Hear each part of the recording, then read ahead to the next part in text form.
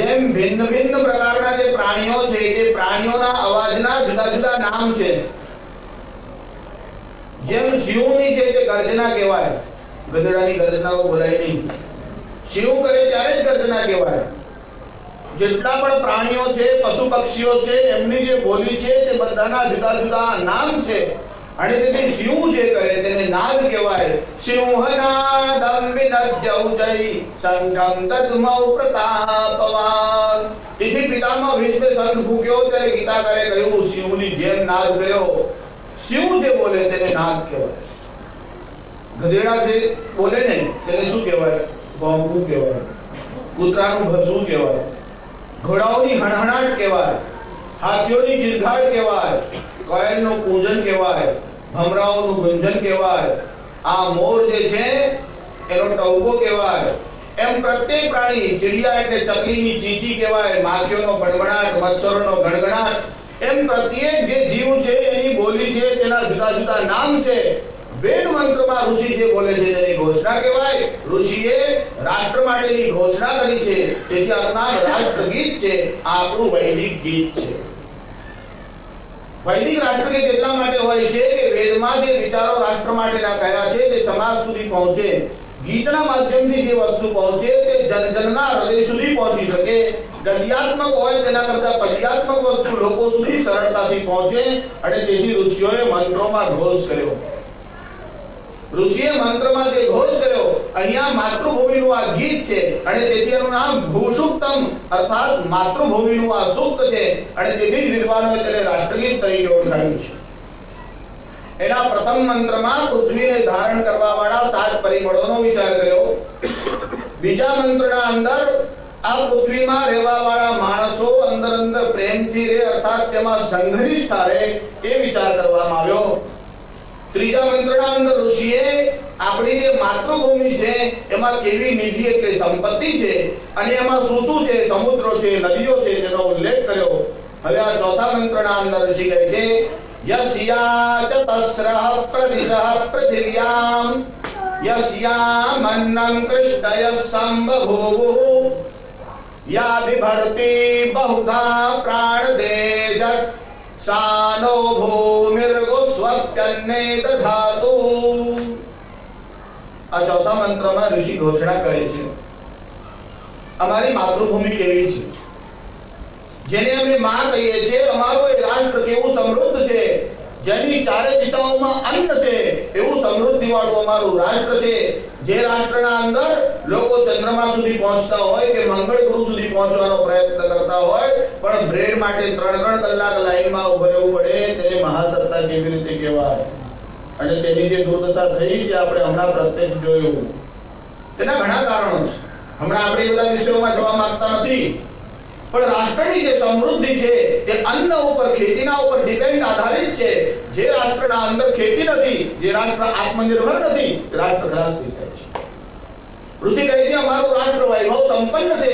એનું કારણ અમારા રાષ્ટ્રમાં વસતા જે પ્રાણીઓ છે એને પ્રાથમિક આવશ્યકતાઓ માટે બીજા ઉપર ડિપેન્ડ રહેવું પડતું નથી. અને માંગવાનું જ હોય તો બીજા રાષ્ટ્રો પાસે શા માટે માંગવાનું? દેવતાઓ પાસે શા માટે નહીં માંગવાનું? અમારા ઋષિઓ દેવતાઓની પાસે માંગે છે.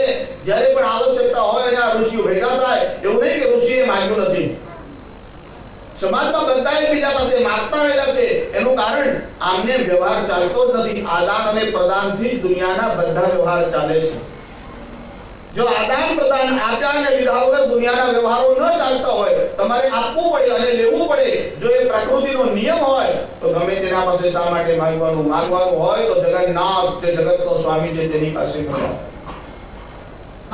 એકવાર કોઈ ફકીરામ ભિક્ષા માંગતો આમ નીકળ્યો. મોગલોનું શાસન હતું, અકબરનો નિયમ હતો, નમાજ પડ્યા પછી કોઈ કઈ માંગવા માટે આવે તો તેને આપવું. સેવક પોતા પેલા ફકીરને અંદર લઈ ગયા, કીધું કે હમણાં સમ્રાટ નમાજ પડી ગઈ, પછી જે જોઈએ તે માંગો. અકબર આમ નમાજ પડીને ઉભો થયો અને નમાજ પડ્યા પછી એને આમ પોતાના બંને હાથ આમ ઉપર કર્યા, પ્રાર્થના કરવા લાગ્યો, યા ખુદા, હે ખુદા, મેરી મુલ્ક કી સરહદ કો बढ़ा दे. પેલો ફકીર આમ ઉભો થઈને ચાલવા લાગ્યો. ત્યાં સેવકો હતા તેને કીધું તું કઈ માંગવા આવ્યો તો થોડી વાર ઉભો રહી, બંદગી પૂરી થઈ ગઈ છે, તને જે જોઈએ તે આપશે. કીધું હું ભિખારીઓની પાસે માંગતો નથી, મને તે કે અકબર રાજા હશે, દીકરી ના આવ્યો. જે પોતે માનતો રહેલો છે, આટલી બધી મૂળની સીમાઓ છે છતાં બીજાઓનું કેમ હડપ કરવું, આવી મનોવૃત્તિ જેવી છે, એવા ભિખારીઓની પાસે માંગવું એના કરતા સીધું પરમાત્મા પાસેથી ન માંગવું. માંગવાનું હોય તો પરમાત્મા પાસેથી મંગાય. અને અમારા ઋષિએ માંગ્યું. આ ભૂ સૂક્તમાં માંગણી કરે છે. શ્રી સૂક્ત જે વૈદિક સૂક્ત છે, આપણે પહેલા એના ઉપર વિચાર કરી ચૂક્યા છે. તે ઋગ્વેદના શ્રી સૂક્તમાં પણ ઋષિએ લક્ષ્મીની માંગણી કરી. અને જે લક્ષ્મી પણ કેવી, અનપગામિનીમ લક્ષ્મીમ મે આવહ, જે પાછી ન જવા વાળી લક્ષ્મી છે, ચિરસ્થાયી રહેવા વાળી છે, એવી લક્ષ્મી તો અમને આવ. ઋષિ અહીંયા કહે છે અમારું રાષ્ટ્ર કેવું સમૃદ્ધ છે, જેના એકાદ ખૂણામાં અનાજ પાકે છે, બીજા ખૂણામાં નથી પાકતું, અથવા તો એકાદ દિશામાં અન્ન છે, બીજે ચારે તરફ રેગિસ્તાન છે, એવી સ્થિતિ અમારા દેશની નથી. યસ્યા ચતસ્રઃ પ્રદિશઃ પૃથિવ્યા યસ્યા મન્નમ કૃષ્ટય સંબભૂ. ઋષિ કહે છે અમારું રાષ્ટ્ર કેવું છે, જેની ચારે દિશાઓમાં, કેવળ ચારે દિશાઓમાં નહીં, યસ્યા ચતસ્રઃ પ્રદિશઃ અર્થાત દ્વિદિશાઓમાં, દ્વિદિશાઓ અર્થાત જેને આપણે ખૂણા કહીએ છીએ તે, અર્થાત ચાર દિશાઓ, પૂર્વ, પશ્ચિમ, ઉત્તર અને દક્ષિણ, અને એ સિવાય ચાર વિદિશાઓ એટલે ઈશાન, અગ્નિ, નૈઋત્ય અને વાયવ્ય, જેની ચારે દિશાઓમાં અને ચારે વિદિશાઓમાં અન્નના ઢેર છે, એવા સમૃદ્ધ રાષ્ટ્રમાં, જે રાષ્ટ્રના અંદર આટલું બધું અન્ન પાકે છે, એવી અમારી માતૃભૂમિ છે. અને એને હું પ્રાર્થના કરું છું અમારું રાષ્ટ્ર આવું છે. યસ્યા ચતસ્રઃ પ્રદિશઃ પૃથિવ્યા યસ્યા મન્નં કૃષ્ટય સંબભૂ. આ ચરણ આગળના મંત્રમાં પણ આવી રહ્યું છે. અહીંયા ઋષિ એવું કહે છે અમારી પાસે અન્ન, શાક અને ફળ બધું થાય છે. અન્ન શબ્દમાં શાક અને ફળ એ બંને ગ્રાહ્ય છે. જે લોકો એગ્રીકલ્ચરના વિષયમાં અભ્યાસ કરે છે, કેમ કે હું વિવિધ ગામોમાં જાઉં ને એટલે ઘણા બધા લોકો સાથે સંપર્ક થાય. જે લોકો એગ્રીકલ્ચરના વિષયમાં રિસર્ચ કરે છે એવા એક ભાઈ મળ્યા. આ લોકો ઇતિહાસમાં, ભૂગોળમાં દરેક વિષયમાં જુઠ્ઠાણાઓ ભણાવતા રહેલા છે, અને એમને જુઠ્ઠાણાઓ જ ભર્યા છે. જે લોકો રિસર્ચ કરે છે તે આવું કહે છે કે આજથી 2000 વર્ષ પહેલા લોકોને ખેતીનું કઈ જ્ઞાન જ નહોતું. કે ભાઈ રિસર્ચ કરતા હતા, કારણ કે શાસ્ત્રીજી 2000 વર્ષ પહેલા લોકોને ખેતીનું જ્ઞાન જ નહોતું. એવું કૃષ્ણને 5000 વર્ષ થયા ત્યારે કૃષ્ણના વખતમાં લોકો શું ખાતા હતા? ઘાસ ખાતા હતા, ભાજીપાલા ખાતા હતા. તો મને કે કદાચ 5000 વર્ષ પહેલા નહીં હોય.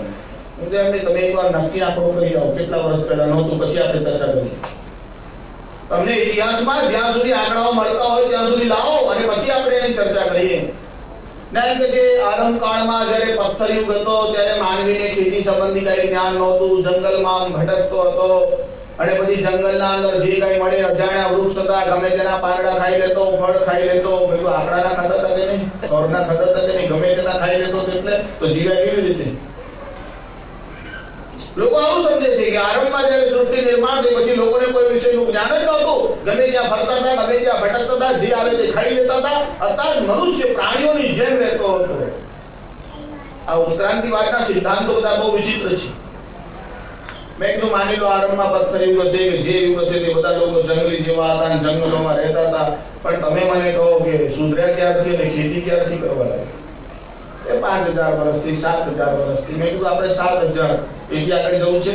તો કે ના, બસ 7000 વર્ષ પહેલા તો ખેતીનું જ્ઞાન નહીં જ હોય. મેં કીધું સારું, 7000 વર્ષ પહેલા ખેતીનો આરંભ થયો, એને બીજ ક્યાંથી લાવ્યા? 7000 વર્ષ પહેલા જે માણસે ખેતીની શરૂઆત કરી એ ચોખા ક્યાંથી લાવ્યો?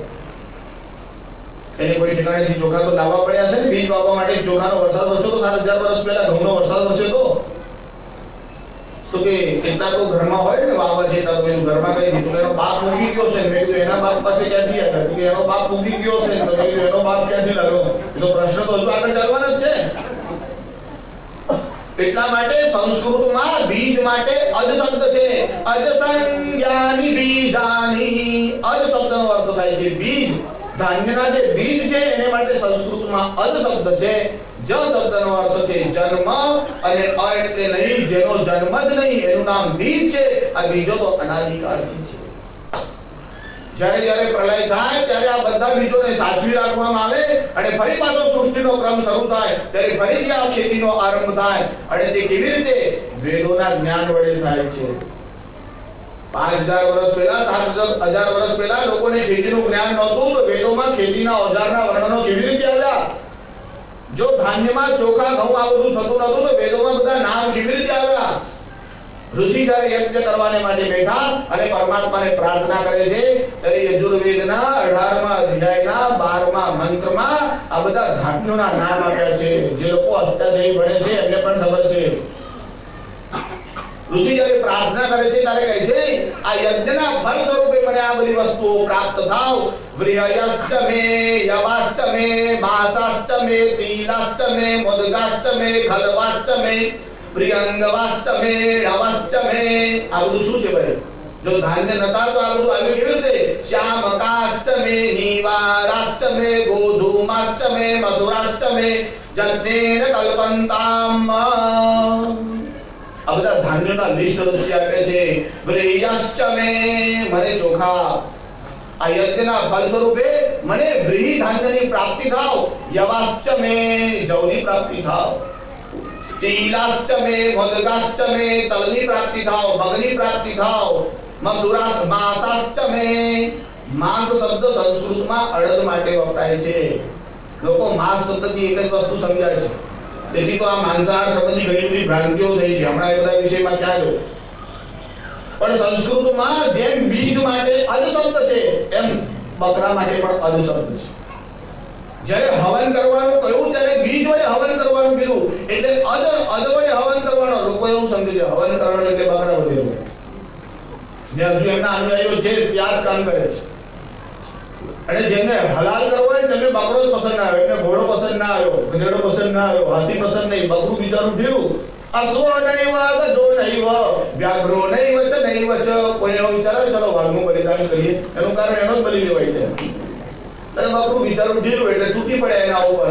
અશ્વો નૈવ ગજો નૈવ વ્યાઘ્રો નૈવ ચ નૈવ ચ અજાપુત્રં બલિદજ્જાત દેવો દુર્બલ ઘાતક. અજાપુત્રં બલિદજ્જાત, બકરું બિચારું ઢીલું એટલે એને પકડી લાવે કે આનો બલિ આપો. અદ શબ્દ જે છે તે ધાન્યના બીજ માટે વપરાયેલો છે અને વિવિધ પ્રકારના ધાન્યો અમારે ત્યાં છે. ઋષિ કહે છે અમને આ બધા ધાન્યો યજ્ઞના ફળ સ્વરૂપે પ્રાપ્ત થાય. તીલાસ્તમે મોદગાસ્તમે નીવારાસ્તમે જેને આપણે રાજગરો કહીએ છીએ, ગોધૂમાસ્તમે અર્થાત ઘઉં, મધુરાસ્તમે જેને મસૂર કહીએ છીએ, કલવાસ્તમે જેને ચણા કહેવામાં આવે છે. આ ખાલી વેદોમાં બધા જે નામ આવે છે ને વનસ્પતિઓના અને ધાન્યોના અને પુષ્પોના ને બધા બોલતા બેસીને તો પાર ના આવે એટલું બધું લાંબુ લિસ્ટ થાય. જેટલા પણ પ્રકારના ધાન્ય છે એ બધાનો વર્ણન વેદોમાં છે. આપણે ત્યાં ખેતીનો આરંભ કર્યો અને તે ખેતીનો આરંભ કર્યો એટલે કોઈ માણસ આવી રોજ શીખવાડી આવ્યો તો નહીં. પરમાત્માએ વેદ આપ્યા. સૃષ્ટિની જ્યારે રચના થઈ ત્યારે સૌપ્રથમ વેદોના આધારે સૃષ્ટિની રચના થઈ અને પછી એ સૃષ્ટિમાં કેમ જીવવું, કેવી રીતે રહેવું તે બધા નિયમ વેદોએ શીખવાડ્યા. ખેતી તે ઉત્કૃષ્ટ કલા છે અને ખેતીની આ વિધિ આપણને વેદે શીખવાડી છે. ખેતી સંબંધી વેદોમાં બહુ વિસ્તારથી વર્ણન કરાયેલું છે. રાષ્ટ્રની સંપત્તિનું વર્ણન કર્યું ત્યારે સંપત્તિમાં તો હીરા જવાહરાત બધું જ આવે પણ એમાં ખેતી જે અન્ન છે એનું વધારે મહત્વ છે. એનું કારણ તમારી પાસે ગમે તેટલી સુવર્ણની મુદ્રાઓ હોય કે રજતના ઢેર હોય પણ જ્યાં સુધી અન્ન ન હોય ત્યાં સુધી બીજું કાંઈ ઉપયોગમાં આવતું નથી. એટલે તો જ્યારે દુકાળ પડે ત્યારે આપણને ખબર પડે કે અન્નનો મહિમા કેવો છે, ધાન્યનો મહિમા કેવો છે. આ દેશમાં જે રાજાઓ થયા એને પ્રજાના સુખ માટે શું કર્યું? પોતાના જીવનનો વિચાર ન કર્યો, પોતાના પ્રાણોનો વિચાર ન કર્યો. માતૃભૂમિ સુખી થાય એના માટે આ દેશમાં વસતા ઋષિઓએ પોતાનું જીવન આપ્યું, પોતાના પ્રાણ આપ્યા. એટલે તો આજે પણ આપણે તે ઋષિઓને યાદ કરીએ.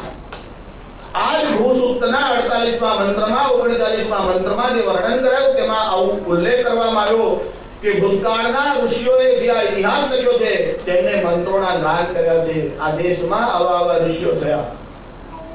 આપણે સાચા અર્થમાં માતૃભૂમિના પુત્ર ત્યારે જ કહેવાય જ્યારે ઋષિઓનો વારસો આપણે જાળવી રાખીએ. મેં તમને ગઈકાલે કહ્યું હતું પુત્ર શબ્દનો અર્થ છે કુંવરતા પુણાતી. જે આ ભૂમિની પવિત્રતા જાળવી રાખે અને જે આ ભૂમિનું રક્ષણ કરે તેને કહેવાય છે પુત્ર. એવા પુત્રને પ્રાપ્ત કર્યા પછી માતૃભૂમિ પ્રસન્ન થાય અને જ્યારે ભૂમિની પ્રસન્નતા હોય ને ત્યારે આપોઆપ ધાન્ય વધારે પાકે. ગાય પ્રસન્ન હોય ને ત્યારે દૂધ વધારે આપે. માનું પણ આવું છે. એટલે જે સ્ત્રીઓના બાળકો નાના હોય તેને વધારે ક્રોધ કરવો નહીં, બહુ દુઃખી થવું નહીં, અકારણ રડવું નહીં, શોક કરવો નહીં. એનું કારણ એનાથી માના સ્તનોમાં દૂધ આવતું નથી. અને કદાચ દૂધ આવે ને તો બાળકને જે પોષણ મળવું જોઈએ ને એવું પોષણ મળતું નથી. ગાય પણ પ્રસન્ન હોય તો દૂધ વધારે આપે છે. એમ ધરતીમાં જ્યારે પ્રસન્ન હોય ને ત્યારે ધરતીમાં અન્ન બહુ પાકે છે. એવા પુત્રને જોયા પછી ધરતીનું હૃદય જ્યારે આમ પ્રસન્નતાથી ભરાઈ જાય ત્યારે ધાન્યના ઢેર ને ઢેર થાય છે. તેથી એક તાણે થોડા ભાગમાં જે અનાજ થતું હતું આજે પૃથ્વીના મોટા હિસ્સામાં પણ એટલું અનાજ થતું નથી. આ માંસાહારીઓ તો આવી દલીલ કરે છે કે શાસ્ત્રીજી સારું છે કે કેટલાક લોકો માંસ ખાય છે. જો બધા જ લોકો અનાજ ખાવા લાગે ને તો આ પૃથ્વી પર એટલા બધા જીવો છે કે અનાજ બધાને ભાગે આવે જ નહીં. મેં કીધું તમારે એની ચિંતા કરવાની જરૂર નથી. અમારા ભાઈ અનાજ નહીં આવે તો ચાલશે, તમે માંસ ખાવાનું બંધ કરી દો. તમે અમારા પર ઉપકાર કરવા માટે જો આ કરતા હો તો કાલથી નહીં હમણાંથી બંધ કરી દો. અમને અનાજ નહીં મળે તો ચાલશે. ખરેખર તો અનાજની અછત નહીં, તમે લોકો આ જીવોની હિંસા કરો છો એ તમારા પાપને લીધે જ અનાજ પાકતું નથી. ધરતી પર જ્યારે અકારણ લોહી રેડવામાં આવે અને અકારણ હિંસા થાય ત્યારે ધરતીમાંનું જે હૃદય છે એ ભયને કારણે કાપી ઉઠે છે. અને જ્યારે ભયને કારણે માતૃભૂમિ આમ સંકોચાય ત્યારે એના હૃદયમાં પ્રસન્નતા ન હોય તો ધાન્ય પાકે જ કેવી રીતે? તાત્પર્ય બહુ સ્પષ્ટ છે કે માતૃભૂમિમાં એવા પુત્ર થાય કે જે પુત્રોના કાર્ય જોયા પછી માં પ્રસન્ન થાય. અને કહોલ નામના ઋષિ મહાભારતમાં આવી રીતનું કહે છે કે જે દિવસ માટે મા-બાપ પુત્રને જન્મ આપે છે એ દિવસમાં અર્થાત પુત્રને એવા સંસ્કાર યુક્ત જોયા પછી મા-બાપ પ્રસન્ન થાય છે. મહાભારતમાં કહોલ ઋષિ તમે લોકો વર્ણન સાંભળ્યું હશે તો નામ સાંભળ્યું હશે. અષ્ટાવક્રનું નામ તો આ દેશમાં બધા લોકો જાણે છે. અષ્ટાવક્રના પિતાનું નામ કહોલ હતું. એ કહોલ ઋષિ જનકના દરબારમાં જતા હતા અને જનકના દરબારમાં બધા ઋષિઓ ભેગા થતા અને પછી દરેક વિષયમાં ચર્ચા ચાલતી. ત્યારે વરુણનો એક સેવક જેનું નામ બંદી હતું એ શાસ્ત્રના વિષયમાં બહુ નિષ્ણાત હતો. એ બંદી શાસ્ત્રાર્થમાં એટલો બધો નિપુણ હતો કે કોઈ પણ આવે તેની સાથે વાર્તાલાપ કરે, પણ એનો એક નિયમ બહુ કઠોર હતો. જે વાર્તાલાપમાં કે શાસ્ત્રાર્થમાં હારી જાય તેને પકડવાનું અને જળમાં ડૂબાડી દેવાનું. તમારા મનમાં આશ્ચર્ય થાય કે જનક જેવા રાજા કામમાં સંમતિ કેમ આપી? પણ જનકે તે કાળે સંમતિ આપી. એનું રહસ્ય મહાભારતે ખોલ્યું છે. પણ કહે છે કે જનકે સંમતિ આપી અને આ બંદી શું કરે? જેટલા લોકો આવે પકડીને જળમાં ડૂબાડી દે. આ કહોલ નામના જે ઋષિ હતા એ વેદ વિદ્યામાં બહુ નિપુણ હતા. એકવાર કહોલ ઋષિ આ મંત્ર ભણતા, એમના પત્ની જે છે સામે બેઠા. ત્યારે એમના પત્ની સગર્ભા હતા, એમના ઉદરમાં આ બાળક હતો અને વેદ ભણતા ભણતા ઋષિની ભૂલ થઈ અને ગર્ભમાંનો બાળક બોલી ઉઠ્યો. આ મંત્રમાં ભૂલ છે. અને ગર્ભમાં રહેલા બાળકે કીધું કે આ મંત્રમાં ભૂલ છે. ત્યારે કહોલ ઋષિના મનમાં એકદમ આમ ક્રોધ આવ્યો અને કીધું તું અત્યારથી ઉદરથી બહાર આવતા પહેલા જ વાંકી વાત કરે છે. જા તું 8 ઠેકાણે વિવક્ર એટલે વાંકો થશે. ઋષિએ શાપ આપ્યો અને તેથી તો અષ્ટાવક્ર 8 જગ્યાએથી વાંકો છે. એ કહોલ નામના ઋષિ આને શાપ આપ્યો કે અત્યારથી તું આખી વાત કરે છે. અને ખરેખર એવું બન્યું. જ્યારે બાળકનો જન્મ થયો ત્યારે તે અષ્ટાવક્ર 8 જગ્યાએથી વાંકો. જેની પાસે આટલી બધી વિદ્યા છે કહોલ નામના ઋષિ એકવાર ઘરમાં અન્ન વગેરેનો અભાવ હતો, સંપત્તિનો અભાવ હતો. તેથી જનક રાજાના દરબારમાં ગયા. બધો ઇતિહાસ ક્યાં કહું? ઘટના એટલી બની કે શાસ્ત્રાર્થ બંદી જોડે થયો. શાસ્ત્રાર્થમાં કહોલ ઋષિ હારી ગયા અને તેમને જળમાં ડૂબાડી દીધા. ત્યારે અષ્ટાવક્ર તો બહુ નાના હતા. અષ્ટાવક્રને ખબર નહોતી કે શું બન્યું, કેમ બન્યું. એ તો એમની માતાના પિતા જે હતા ને, અર્થાત જેને નાના કહેવાય, તેમની પાસે રહીને જ ભણતા. જ્યારે નાનાની પાસે રહી અને વિદ્યા ધૈર્ય રીતે અભ્યાસ કરતા હતા, પછી એમના મામા તેમને સાથે જ ભણતા હતા. એકવાર આ બંને જણા એવો સંકલ્પ કર્યો કે આપણે પણ જનકના દરબારમાં છીએ. પ્રસંગ એવો બન્યો કે પોતાના નાનાના ખોળામાં અષ્ટાવક્ર બેઠા હતા. એના મામા ત્યારે અને કીધું, "એ આ તો મારા પિતાની ગોદ છે, તું." અરે અષ્ટાવક્રના મનમાં વિચાર આવ્યો, તો મારા પિતા કોણ? એને પોતાની માને આવીને પૂછ્યું કે માં, મારા પિતા કોણ છે અને ક્યાં છે? ત્યારે સુજાતાએ બધો ઇતિહાસ કહ્યો કે તારા પિતા કહોલ છે. એકવાર જનકના દરબારમાં ગયા અને પ્રસંગ આવો બન્યો કે મંદી જોડે શાસ્ત્રાર્થમાં હારે દરબાર ઉપાડ્યો. એટલે આના મનમાં વિચાર આવ્યો, હું પણ જનકના દરબારમાં જઈશ. અષ્ટાવક્ર જનકના દરબારમાં ગયા. જ્યાં અંદર પ્રવેશ કરવા ગયા ને, સેવકોએ ના પાડી. છોકરાઓને અંદર પ્રવેશ નથી. ત્યાં તો જે શાસ્ત્રાર્થ મહારથીઓ હોય તેનો પ્રવેશ છે. અષ્ટાવક્રએ કીધું, હું બાળક છું કે મોટો છું એની ચિંતા તારે કરવાની જરૂર નથી. મને એકવાર અંદર પ્રવેશવા દે. રાજા એવું કે મારે મંદિર જોડે શાસ્ત્રાર્થ કરવો છે. જનક રાજા તો જ્ઞાન પીપાસુ હતા. જનક રાજાને ખબર હતી કે જ્ઞાનનો સંબંધ અવસ્થા સાથે છે જ નહીં. અને તેથી તો જનક રાજાએ આવવાની હા પાડી, કીધું લાવતો હું એ બાળકને જોઉં. જ્યારે અષ્ટાવક્રે અંદર આમ પ્રવેશ કર્યો તે કે જનકના દરબારમાં અષ્ટાવક્રે પ્રવેશ કર્યો ત્યારે બધા લોકો જોઈને આમ હસવા લાગ્યા, કારણ આ જ ઠેકાણેથી વાંકો વળેલો. અને જ્યારે અષ્ટાવક્રે જનકને કીધું કે મારા મનમાં એમ કે તારા દરબારમાં બધા પંડિતો છે જે બધા ચમારોને ભેગા કરી રાખે છે. એટલે અષ્ટાવક્રને થયું કે ઋષિ આવું કેમ બોલે છે. જનકે કહ્યું કે ઋષિ તમે આવું બોલો છો, આ બધા ચમારોને ભેગા કર્યા છે, તમારા બોલવાનું કોઈ રહસ્ય? અષ્ટાવક્રે કીધું જેને કેવળ ચામડીનો જ વિચાર આવ્યો, અમને આત્માનો વિચાર આવ્યો નહીં. આ શરીર જે છે એ તો અન્નમય કોષ છે, અન્નમાંથી બનેલું છે, અન્ન વડે ટકે છે અને છેવટે તેમાં વિલીન થાય છે. તેથી આ દેહ જેને આપણે કહીએ છીએ તેનું નામ અન્નમય કોષ છે. જો અન્ન જ ના હોય તો આ અન્નમય કોષ ટકતો નથી. જે રાષ્ટ્રમાં અન્ન જ ન થાય ત્યાં દેહ કેવી રીતે ટકે? આ દેહ અન્નમાંથી નિર્માણ થાય છે. અન્નાદ વીર્યમ તસ્માત પ્રજા. અન્નમાંથી શુક્ર થાય અને તેમાંથી પ્રજા થાય છે. જ્યારે અષ્ટાવક્ર આવી રીતે બોલ્યા કે આ બધા તમારોને ભેગા કર્યા છે, ત્યારે જનકે કહ્યું કે તું દરબારમાં જો શાસ્ત્રાર્થ કરવા માટે જવાનો હોય તો પહેલા મારા કેટલાક પ્રશ્નોનો જવાબ આપ, પછી જ આ બંને સાથે. એનું કારણ તારો પ્રાણ જાય એવી ઈચ્છા તો મારી પણ નથી. ત્યારે જનકે કેટલાક પ્રશ્ન પૂછ્યા. બધા પ્રશ્નોની ચર્ચામાં હમણાં આપણે ક્યાં જઈશું, પણ જનકે જે પ્રશ્ન પૂછ્યા ને, દુનિયામાં જેમ કેટલીક અજાયબીઓ હોય છે ને એમ કેટલાક આશ્ચર્ય છે. જનક રાજાએ કીધું સાધારણ ત્યાં એવું બને કે માણસ જાગતો હોય અને આંખ બંધ હોય. તમે જોયું હશે સમાજમાં આવું હોય, માણસ જાગતો હોય પણ આંખ ખાલી આમ બંધ કરી રાખે, પણ ઊંઘતો હોય અને આંખ ખુલ્લી હોય. આવું બની શકે ખરું? તે વિચિત્ર વાત. જનકે આ પ્રશ્ન પૂછ્યો પેલા અષ્ટાવક્રને કે સૂતી વખતે આંખ પણ બંધ કરતું નથી. કેટલાક પ્રશ્ન જે જનકે પૂછ્યા એમાંના 4 પ્રશ્ન આવા હતા. એમાં એક પ્રશ્ન હતો કે સૂતી સમયે નેત્ર બંધ પણ કરતું નથી. અષ્ટાવક્ર જો બુદ્ધિમાન છે, ચર્ચા કરવા માટે આવ્યો છે, તો મારા પ્રશ્નનો જવાબ આપ કે જન્મ થયા પછી કોઈ પણ જીવ આ સૃષ્ટિમાં આવે અને એનો જ્યારે જન્મ થાય ત્યારે તેનામાં હલનચલન દેખાય છે, મૂવમેન્ટ થાય છે. બાળક ભલે તરત છે બોલી ન શકે પણ રડવા લાગે, એના આંગળા કે હાથ જરાક આમ હાલે. પ્રાણીના બચ્ચા હોય કે વાછરડા હોય, બિલાડા હોય, કૂતરા હોય, કોઈ પણ જન્મ થાય એટલે જે જીવ આ સૃષ્ટિમાં આવે તેનામાં હલનચલન થાય છે. પણ એવું કોણ છે કે જેના જન્મ વખતે હલનચલન થતું નથી? એ બીજો પ્રશ્ન છે.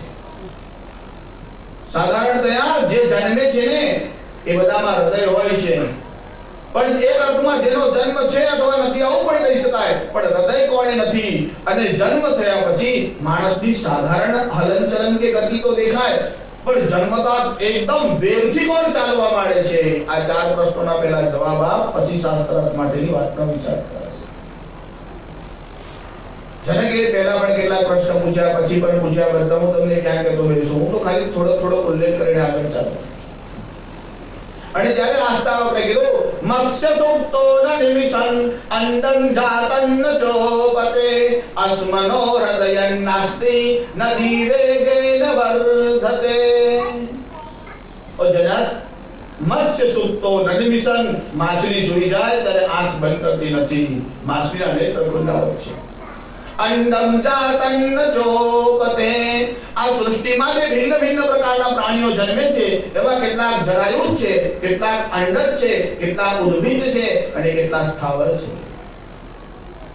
આ જે જરાયુજ છે, અંડજ છે, ઉદ્ભિજ અને સ્વેદજ છે, એ 4 પ્રકારના પ્રાણીઓમાં જે અંડજ છે એ પક્ષીઓ જ્યારે ઈંડાને જન્મ આપે ત્યારે જન્મતા એ ગતિ કરતા નથી, એનામાં હલનચલન હોતું નથી. અંડં જાતં ન ચોપતે અસ્મનો હૃદયં નાસ્તિ, અને જે જળ પથ્થર વગેરે છે તેનામાં હૃદય હોતું નથી. અને નદી વેગેન વર્ધતે, નદી તો જન્મતા એકદમ વેગથી આમ દોડવા લાગે છે. જનક બહુ પ્રસન્ન થયા. બંદી જોડે તેનો શાસ્ત્રાર્થ થયો. અષ્ટાવક્રે બંદીને શાસ્ત્રાર્થમાં હરાવ્યો. બંદી જ્યારે શાસ્ત્રાર્થમાં હાર્યો ત્યારે અષ્ટાવક્રે કીધું હવે આને જળમાં ડૂબાડી દો. ત્યારે આ બંદી કહેવા લાગ્યો મને જળમાં કોઈ ડૂબાડી શકે નહીં. એનું કારણ હું વરુણનો દૂત છું, જળના અધિષ્ઠાતા દેવ વરુણ છે. તો કહ્યું કે આ ભલે ગમે તે કહેતો હોય પણ એને જળના અંદર ડૂબાડી દો, કારણ કે આના પહેલા જે લોકોએ શાસ્ત્રાર્થ કર્યો અને જે લોકો પરાજિત થયા એમને અંદર ડૂબાડ્યા છે. ત્યારે કીધું મારા પિતાને ત્યાં એક યજ્ઞ ચાલતો હતો. અને એ પિતાની ત્યાં જે યજ્ઞ ચાલે છે એ વરુણ દેવને અહીંયા વિદ્વાનોની જરૂર હતી એટલે જળમાં ડુબાડવાને બાણે મેં એમને વરુણ લોકમાં મોકલ્યા છે. એ બંદી ગયો અને વરુણ લોકમાંથી બધાને પાછા લઈ આવ્યો. કવળ ઋષિને પાછા લાવ્યા અને ત્યારે કવળ ઋષિ અષ્ટાવક્રને કીધું, પુત્ર, જે દિવસના માટે મા-બાપ પુત્રની ઈચ્છા કરે છે એ દિવસ આજે આવી ગયો. તે મને પણ તારે વરુણ લોકમાંથી પાછો લાવ્યો. પુત્ર એને કહેવાય જે મા-બાપની રક્ષા કરે. પુન્નામના નરકાત ત્રાયતે, પુન્નામના નરકમાંથી તારે તેને પુત્ર કહેવાય. કેવળ આ પૃથ્વી પર પેદા થયા માટે આપણે આ માતૃભૂમિના સંતાન જેવું નહીં. આ પૃથ્વીના માટે શું કર્યું, માતૃભૂમિના માટે શું કર્યું? અમે અમારી જે શક્તિ છે કે અમારી બુદ્ધિ કે સંપત્તિ છે એને માતૃભૂમિના માટે વાપરી કે કેવળ અમારા સ્વાર્થ માટે વાપરી? કેવળ હિન્દુસ્તાનમાં પેદા થવા માટે હિન્દુસ્તાનની નેશનાલિટી કે રાષ્ટ્રીયતા કહેવાય નહીં. આ દેશમાં કેટલા ગુણ પેદા થાય છે એમને કાંઈ નેશનાલિટી જેવું હોતું નથી. કેવળ આ દેશમાં જન્મવું એટલા માટે એટલું જ રાષ્ટ્રીયતા માટે પૂરતું નથી. આ દેશની સંસ્કૃતિ માટે, આ દેશના તીર્થો માટે, આ દેશના અવતારી પુરુષો માટે જેના હૃદયમાં આદર હોય તે જ સાચા અર્થમાં માતૃભૂમિનો પુત્ર છે.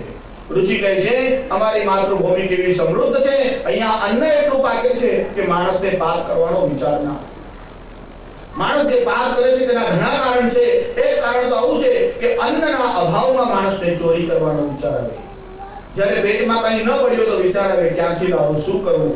અન્નનો અભાવ હોય તો ચોરીનો વિચાર આવે અને ચોરીનો વિચાર આવ્યા પછી એક અદર્થ આવતા બધા અનર્થો આપવા પૂછે છે. જે દેશમાં અન્ન પ્રચુર માત્રામાં થાય ત્યાં લોકોને પાપ કરવાનો વિચાર આવતો નથી. અમારી માતૃભૂમિ અન્નથી સમૃદ્ધ છે અને તેથી અહીંયા કોઈને પાપ કરવાનો વિચાર આવતો નથી. યસ્યાશ્ચ તસ્રઃ પ્રદિશઃ પૃથિવ્યા યસ્યામન્નં કૃષ્ટયસ્તં બભૂવુઃ. ઋષિ કહે છે આ અમારી માતૃભૂમિ કેવી છે? યસ્યામ અન્નમ, જેમાં અન્ન થાય છે. મેં તમને જેમ આગળ કહ્યું, અન્નમાંથી આ અન્નમય કોષ એટલે શરીર નિર્માણ થાય છે. આ શરીરની જે પુષ્ટિ થાય એ અન્નને લીધે થાય છે. અન્ન ન જાય તો શરીર પુષ્ટ ન થાય.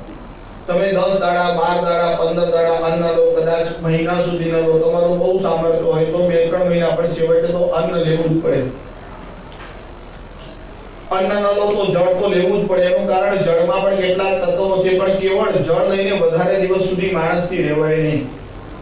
6 મહિના તો હદ થઈ ગઈ, એટલી વધારે રહેવાય નહીં. જે લોકો સમાજની જે ધ્યાનમાં બેસે છે તેમની વાત જુદી છે. બાકી સાધારણતઃ માણસને અન્ન અને જળ વગર ન ચાલી શકે. પણ સૃષ્ટિમાં બહુ પ્રકારના લોકો છે. એમાં બંને વિચિત્ર પ્રકારના લોકો છે. એક તો કેવળ ખવજ્જાત છે જેમને 12 માસ કે 24 કલાક ખાવાનો જ વિચાર આવે છે. અને બીજા કેટલાક એવા છે કે બધું જ ભગવાને આપ્યું છે છતાંય ભૂખે જ મરતા રહેલા છે. અતિશય ઉપવાસ અને અતિશય ખોરાક એ બંને અંતિમ છેડાઓ છે. ભગવાન બુદ્ધે બહુ ઉપવાસ કર્યા, 2 માસ 4 માસ. ભગવાન બુદ્ધની કથામાં તો વર્ણન આવે છે કે 6 માસ થયા. કેટલા લોકોનું કેવું છે 6 વર્ષ સુધી બુદ્ધ ઉપવાસ કર્યા. પછી એકવાર ભગવાન બુદ્ધ સ્નાન કરવા માટે આ નદીમાં જતા. વર્ષો સુધી અન્ન નહીં લીધેલું. 6 વર્ષ થયા. અન્નનો અભાવ શરીરમાં એવી સ્થિતિ થઈ કે ઘાટ ચડતા ચડતા આમ ચક્કર આવે. પછી તો આમ ઘાટનો આમ સહારો લીધો. ભગવાન બુદ્ધ આમ ઉભા. થોડીક વાર આમ જોયું, ચક્કર આવ્યા, સામે ઝાડ જોયું, જેથી ત્યાં ગયા, ઝાડનો સહારો લઈને ત્યાં બેસી. બુદ્ધના જીવનમાં ઘટના છે, તમે લોકોએ સાંભળી હશે કે સુજાતા આવી અને બુદ્ધને ખીર ખવડાવી. આ સુજાતા બુદ્ધને ખીર આપવા આવી હતી આવું નહીં. એને તો તે વૃક્ષના દેવતાની બાધા રાખી હતી કે એનું કોઈ કાર્ય સિદ્ધ થાય તો એ દેવતાને પુષ્ટ કરશે. અને વૃક્ષ પાસે બુદ્ધ બેઠા હતા. બુદ્ધની પ્રભાત પ્રતિભા આવી હતી. એના મનમાં થયું આ વૃક્ષના દેવતાઓ રૂપ ધારણ કરીને આવ્યા. સુજાતાએ પેલી ખીર બુદ્ધને. બુદ્ધે ખીર ખાધી. પછી બુદ્ધના મનમાં વિચાર આવ્યો કે અનાજનો મેં ત્યાગ કરી દીધો તો મારાથી આ નદીમાં સ્નાન કરવા જવાતું નથી. આ નદી જો પાર ન થાય તો ભવસાગર પાર કેમ થશે?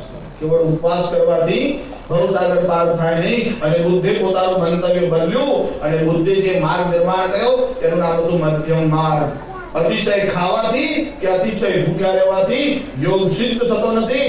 એ બુદ્ધને સ્વાનુભવ કર્યા પછી ખબર પડી. પણ એ બુદ્ધના જન્મ પહેલા પણ ભગવાન શ્રી કૃષ્ણે ગીતામાં લખ્યું યુક્તાહાર વિહારસ્ય, એ તો ગીતાનો સિદ્ધાંત છે. ગીતાકારે આ કેવું છે, અતિશય જાગનાર ને કે અતિશય ઊંઘનાર ને, અતિશય ખાનાર ને કે અતિશય ભૂખ્યા રહેનાર ને કોઈ દિવસ યોગ સિદ્ધ થતો નથી. એ ગીતાનો સિદ્ધાંત છે અને તે અનુભવ પછી સમજાવો. કેટલાક લોકોનો સ્વભાવ હોય છે ઋષિઓની વાતને પણ પ્રયોગ કરે અને પછી માને. હવે પ્રયોગ કરવા જાઓ તો તમારું એટલું આયુષ્ય છે કે નહીં? તમે બીમાર થયા છો, હવે ડોક્ટર તમને ઇન્જેક્શન આપે, તમે વિચાર કરો આના સંબંધિત જ્ઞાન મેળવી લો, પછી હું દવા લઉં. હવે જ્યાં સુધી જ્ઞાન મેળવો ત્યાં સુધી તમે રહો કે નહીં એની ખાતરી શું? મેલેરિયા થયો છે, ઇન્જેક્શન લઈને હવે ક્યાં બન્યું, શામાંથી બન્યું, કેવી રીતે બન્યું, એના ગુણધર્મો શું, આ બધી ચર્ચા કરવામાં બહુ સરળ થાય. ઝેરી મેલેરિયા હોય તો બધા પંચર બધા પહોંચી જાય. તો ઋષિઓએ કહ્યું છે તો અનુભવ પછી જ કહ્યું છે, અન્ય કહ્યું જ નથી. અર્થાત અન્નનો બહુ મહિમા છે.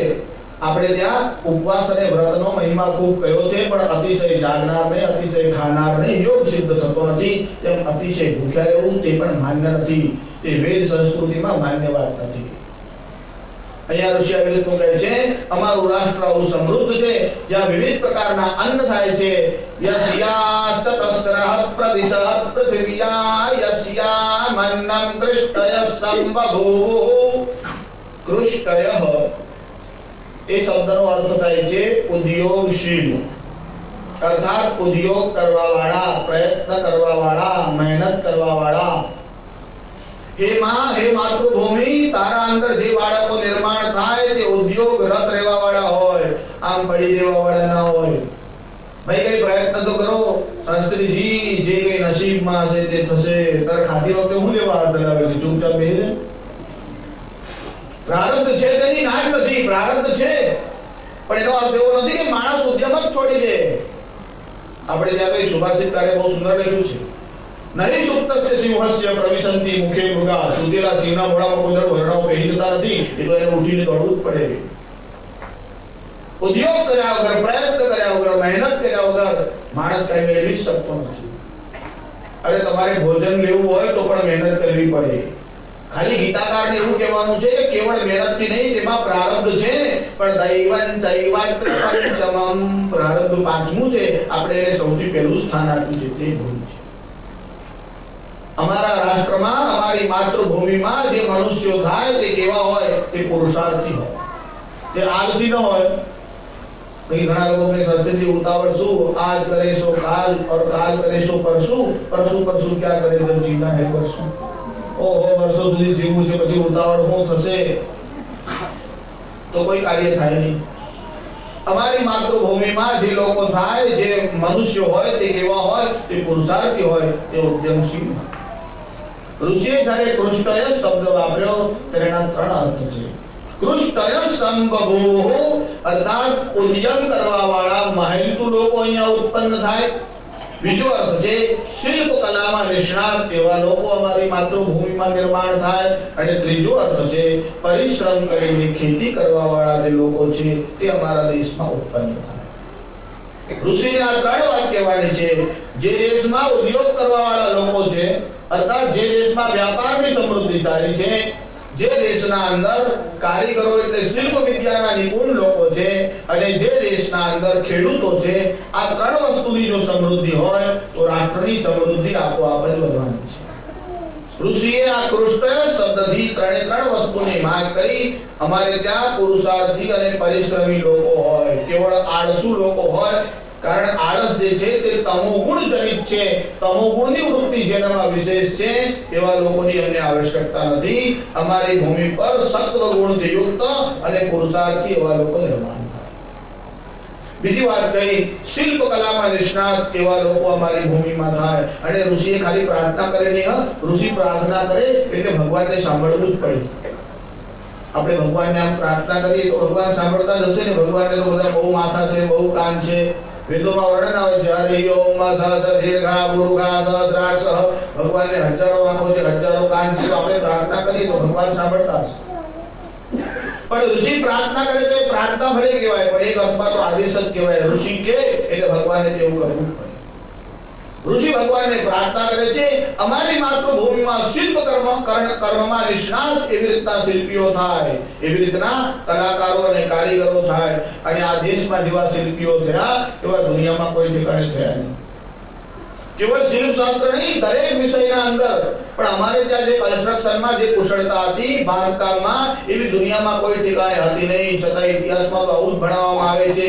આ દેશમાં પહેલા કઈ હતું જ નહીં. મોગલો આ દેશમાં આવ્યા અને પછી એમને મોટી મોટી ઇમારતો બાંધી, લાલ કિલ્લો બાંધ્યો, તાજમહાલ બાંધ્યો, કુતુબ મિનાર બાંધ્યો. એમ તો આ દેશમાં શું ફૂટબોલ પ્રમાણે મેદાનો હતા? હતું શું આ દેશમાં? બધું મોગલોએ બાંધ્યું હોય. ફતેહપુર સિકરી પણ એમને બાંધી, લાલ કિલ્લો એમને બાંધ્યો, કુતુબ મિનાર એમને બાંધ્યો, તાજમહાલ એમને બાંધ્યો. આ બધું એ લોકોએ જો બાંધ કર્યું હોય તો આ દેશમાં શું હતું એ તો મને કહો. લાલ કિલ્લો બધું બાંધ્યું તો આ દેશમાં કેવળ મેદાનો હતા એમ કે મોગલો અહીંયા આવે, આરામથી રમે, ખાવે, ત્યાં આગળ બાંધણી કરે, એટલા માટે રાખ્યા હતા.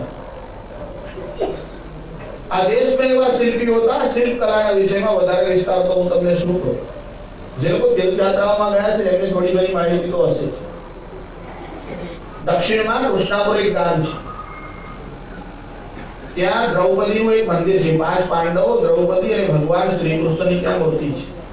દ્રૌપદીનું એક નામ કૃષ્ણા હતું અને એટલે એ ગામનું નામ કૃષ્ણાપુર છે. ત્યાં જે મંદિર છે તેમાં 5 પાંડવો, દ્રૌપદી, ભગવાનની મૂર્તિ છે. એમાં જે મુખ્ય મંદિર છે એની બહાર એક મોટો આમ સભાખંડ છે. એ સભાખંડમાં 4 થાંભલાઓ પર 4 ગણેશની મૂર્તિ છે અને વચમાં એક ગણેશની મૂર્તિ એ આમ અદ્ધર હતી, જેને કોઈ આધાર વગર રાખવામાં આવી છે. અમેરિકાથી એ વિષયનો એક નિષ્ણાત લોકો 1908માં બનેલી આ ઘટના છે. એને જોયું કે આ મૂર્તિ અહીંયા અદ્ધર છે. આ હિન્દુસ્તાનના લોકો તો ભોળા છે, એમને આ વિષયમાં, વિજ્ઞાનના વિષયમાં એને સમજણ નથી, એટલે આ લોકો આને ચમત્કાર સમજે છે. વસ્તુતા આમાં કઈ ચમત્કાર હોય નહીં. 4 દિશાઓમાં જે આ ગણેશની મૂર્તિ રાખી છે થાંભલાઓ પર, એમાં કઈ મેગ્નેટ હશે અને એને કારણે આ મૂર્તિ કઈ રહી હશે. એને પેલા પૂજારીએ કીધું આ વિષયમાં મારે તપાસ કરવી છે. પૂજારીએ કીધું અંદર પ્રવેશવાની મનાઈ છે. બહુ આગ્રહ કર્યો, બીજા લોકોનો ઓળખાણ લાવ્યો. ત્યારે જે લોકો શાસન કરતા હતા તેની પરમિશન મંજૂરી મેળવી. કીધું સારું હોય. છેવટે સ્નાન કરાવીને પીતાંબર ધોતી વગેરે પહેરાવીને અંદર જવાની છૂટ આપો. જોડે બીજા એક બ્રાહ્મણને લઈ જાય. પેલો તપાસ કરવાના માટે ગયો. થાંભલા પરથી ગણપતિને એક મૂર્તિ ઉપાડી અને જેવી થાંભલા પરની મૂર્તિ ઉપાડી એટલે પેલી મૂર્તિ આપોઆપ નીચે આવી તેને પકડી લેવામાં આવી. તપાસ કરવા જતા કઈ મળ્યું નહીં. પેલી મૂર્તિ ગોઠવવા ગયો, પાછી ગોઠવાઈ શકી નહીં. પછી ત્યાં આગળ એ લોકોએ થોડા વર્ષ સુધી બોર્ડ લગાડ્યું કે અહીંયા ગાડી ગણેશની મૂર્તિ છે તે પહેલા અર્ધર રહેતી હતી, પણ જોડે લખવું હતું નામ એવું બગાડીને ગયો. એનું નામ લખ્યું હતું, કઈ વાંધો હતો. રિસર્ચ કરવા માટે આવ્યો, રિસર્ચ તો ન થયું, ઉપરથી બગાડીને ગયો. આ દેશમાં શિલ્પ કલાના એટલા બધા નમૂનાઓ છે, એટલી બધી વિશિષ્ટતાઓ હતી આપણા તીર્થ સ્થાનોના અંદર. આજે પણ તમે જાઓ તો તીર્થોમાં એવી વિશિષ્ટ વસ્તુઓ તમને જોવા માટે મળશે. ઋષિ આવી પ્રાર્થના કરે છે અમારા દેશમાં ભિન્ન ભિન્ન પ્રકારના નિષ્ણાત લોકો, શિલ્પ વિદ્યાના નિષ્ણાતો અમારા દેશમાં થાય. એમાં અહીંયા ગાડી ઉદ્યમશીલ લોકો થાય, પરિશ્રમી લોકો થાય, પોતાના પરિશ્રમથી ખેતી કરવા વાળા લોકો મારા દેશમાં થાય, એવી રીતે પ્રાર્થના કરે છે. અહીંયા આગળ જ્યારે આ મંત્ર આવ્યો ને ત્યારે સંબભૂવુ એ શબ્દનો અર્થ થયો અમારા દેશમાં કિસાનો કહેતા ખેડૂતો સંગઠિત થઈને રહે. ત્યારે કેવળ ખેડૂતો નહીં, અહીંયા વ્યાપારીઓ, ખેડૂતો અને કારીગરો ત્રણે ત્રણ સંગઠિત થઈને રહે. જે દેશમાં 3 લોકો સંગઠિત થઈને રહે છે એ દેશ દુનિયામાં પોતાનું નામ અને કીર્તિ વધારે, તો એમાં આશ્ચર્ય નથી. ઋષિએ પ્રાર્થના કરી કે યસ્યામન્નમ પૃષ્ટય સંબભૂ યા વિભર્તિ બહુધા પ્રાણદેજત્સાનો ભૂમિર્ભુસ્વપ્યન્ને દધાતુ. હે માતૃભૂમિ, હે માં, તારો સ્વભાવ કેવો છે? યા વિભર્તિ બહુધા પ્રાણદેજત. વિભર્તિ શબ્દનો અર્થ થાય છે ધારણ અને પોષણ. એ માતૃભૂમિ, તું આ દેશમાં જે લોકો રહે છે તેને ધારણ કરે છે. એનું કારણ આપણે આ ધરતી ન હોય તો રહી કેવી રીતે શકીએ? ત્યારે આ દેશમાં રહેવા વાળા જે પ્રાણીઓ છે એને તું ધારણ કરે છે. કેવળ ધારણ કરતી નથી, એનું તું પોષણ કરે છે. વિભક્તિ શબ્દના 2 અર્થ છે, ધારણ અને પોષણ. માં, તું અમારું ધારણ કરે છે અને તું અમારું પોષણ કરે છે. ઋષિ આગળ એક વિશેષણ વાપરે છે. યા વિભર્તિ બહુધા પ્રાણદેજત. બહુધા શબ્દનો અર્થ છે બહુ પ્રકારથી. આ માતૃભૂમિ આપણું જે પોષણ કરે છે તે એક પ્રકારથી કરતી નથી, ઘણા પ્રકારથી પોષણ કરે છે. એનું કારણ એવું છે બધાનું પોષણ એક જ રીતે થતું નથી. જેવો આહાર બકરાને જોઈએ તેવો માણસને ચાલે. જે માછલીને જોઈએ તેઓ અધીને ચાલે. ત્યારે આ દેશમાં જે ભિન્ન ભિન્ન પ્રકારના પ્રાણીઓ છે એ બધાના આહાર ભિન્ન ભિન્ન છે, જુદા જુદા છે. પણ આ પૃથ્વી એવી છે જેને જેવો આહાર જોઈએ તેને તેવો આહાર આપે છે. માં તો ઘણા પ્રકારથી આ જીવોનું પોષણ કરતી રહેલી છે. અહીંયા વિદ્વાનોએ બીજો અર્થ કર્યો છે કે યા વિભરતી બહુધા પ્રાણ દેજ. પ્રાણ શબ્દનો અર્થ છે જેને કારણે જીવોમાં હલનચલન થાય છે, એ જે શક્તિ છે તેને કહેવાય છે પ્રાણ. આ પ્રાણના જુદા જુદા પ્રકારો છે. પ્રાણ, અપાન, વ્યાન, ઉદાન અને સમાન એવા એના જુદા જુદા વ્યાપાર છે. આપણે તો પ્રાણ હોય, જીવ હોય, આત્મા હોય, આપણને બધામાં કઈ ભેદ લાગતો નથી. આપણે માટે તો બધું સરખું. અંધેરી નગરી હોય, ગંડુ રાજા. પ્રાણ એટલે પણ જીવ ને આત્મા એટલે પણ જીવ. આપણે બધું આવું સમજીએ છીએ. વસ્તુતઃ વનસ્પતિમાં પ્રાણ છે, વનસ્પતિમાં જીવ છે.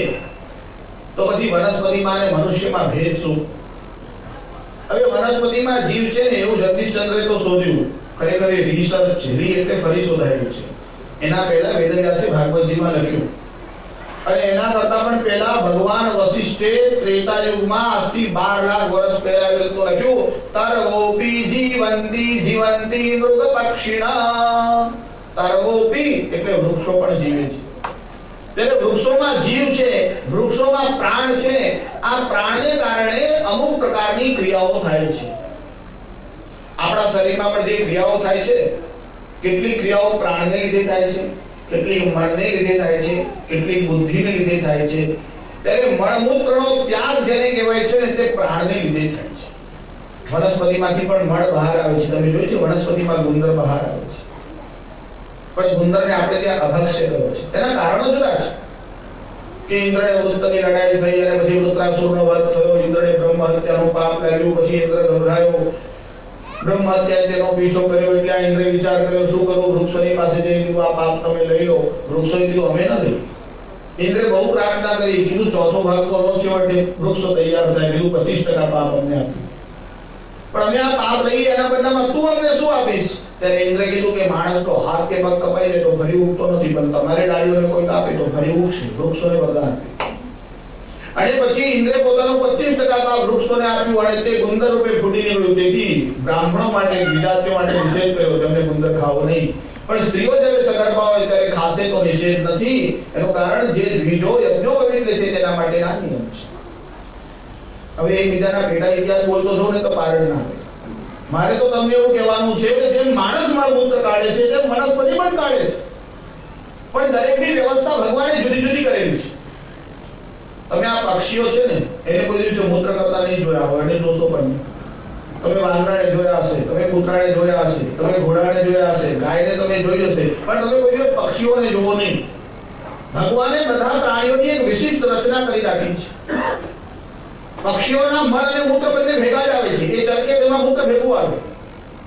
હવે બધા પ્રાણીઓની વિશિષ્ટ રચનાઓનું આપણે વર્ણન કરાવીએ છીએ તો 84 લાખ પ્રકારના પ્રાણીઓ છે. અહીંયા તો ઋષિ આવું કહે છે કે જે ભિન્ન ભિન્ન પ્રકારના પ્રાણીઓ છે તો કહે છે બહુધા પ્રાણ દેજ. હે માતૃભૂમિ, જે ભિન્ન ભિન્ન પ્રકારના પ્રાણીઓ છે તેનું તું પોષણ કરે છે. તે ભિન્ન ભિન્ન પ્રકારના જે પ્રાણીઓ છે એના મુખ્ય 4 વિભાગ છે. ઉદ્ભિજ જે જમીન ફાડીને બહાર આવે છે એટલે વનસ્પતિ. પછી કહે છે શ્વેદ જે પસીનામાંથી પેદા થાય છે એટલે જેને જૂ છે, ચાંચડ છે, માકડ છે એવા જે પ્રાણીઓ છે. પછી કહે છે અંડ જે પહેલા ઈંડામાં આવે અને પછી બહાર આવે છે. અને જરાયુ જે માના ઉદરમાં આવે અને પછી બહાર આવે છે. એવા વિવિધ પ્રકારના પ્રાણીઓ, એમાં પણ એક કોષી જીવ, બે કોષી જીવ, એવા બધા ભિન્ન ભિન્ન તેના પ્રકારો છે. એમાં પણ દ્યુલોકના જીવ જુદા છે, સૌમ્યલોકના જીવ જુદા છે. જ્યારે માતૃભૂમિની વાત કરે છે ત્યારે દ્યુલોકના જીવોનો ઉલ્લેખ કર્યો નથી. એનું કારણ આપણે બધા જે જીવો છે એ પૃથ્વી પરના જીવો છે. આપણે બધા જે જીવો છે તે કેવા જીવો છે? વાયવી અર્થાત વાયુથી જીવવાવાળા. પણ કેટલાક જીવો છે તે આપે જીવ છે એટલે જળમાં જીવવાવાળા, જેમ કે માછલી વગેરે છે. જ્યારે કેટલાક જીવો છે તે દ્યુલોકના જીવો છે જે અંતરિક્ષમાં રહે છે. તમારા મનમાં વિચાર આવે શાસ્ત્રીજીઓ ત્યાં જુદા જુદા પ્રકારના પ્રાણીઓ હોય તો આ લોકો અવકાશ યાત્રામાં ગયા, ચંદ્રલોકમાં ગયા, ત્યાં તો કોઈ જીવો દેખાતા જ નથી, હોય તો દેખાતા જેમ નથી.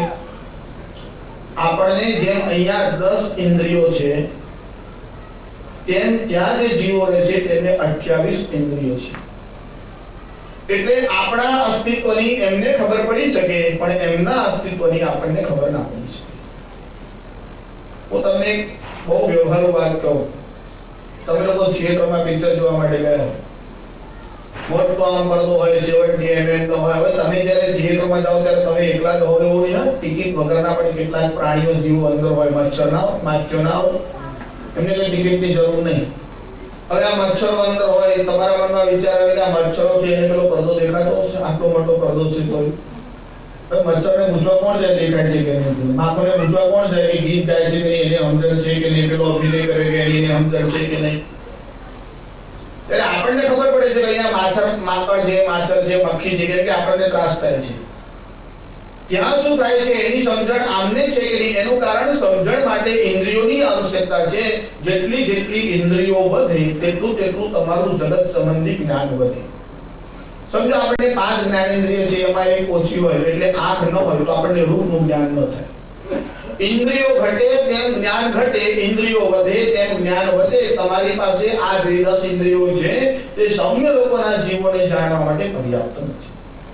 આ તો વિવિધ પ્રકારના જીવોની વાત નીકળી એટલે મેં તમને કહ્યું અહીંયા તો ઋષિને કહેવાનું છે માતૃભૂમિ વિવિધ પ્રકારના પ્રાણધારીઓની એટલે પ્રાણીઓનું ધારણ કરે છે, પોષણ કરે છે. કહે છે યા વિભરતી બહુધા પ્રાણદેજ. માતૃભૂમિ વગર પ્રાણીઓનું પોષણ થાય જ નહીં. એટલા માટે જે ભૂમિ પર જે બાળક જન્મે એમાં જે વસ્તુ છે તેનો અધિકાર તેનો જ છે, બીજા ઓનો નથી. એક સ્ત્રી એક બાળકને જન્મ આપ્યો, એ સ્ત્રીના સ્તનોમાં જે દૂધ આવે એ દૂધ ઉપર પેલા બાળકનો અધિકાર છે, બીજા બાળકનો કહેવાય નહીં. એ બાળકને દૂધ આપવાને બદલે એની માં જો બીજાને દૂધ આપે અને પોતાના બાળકને ના આપે તો એ પોતાનું કર્તવ્ય ચૂકી કહેવાય. પણ માં કોઈ દિવસ આવું કરે જ નહીં.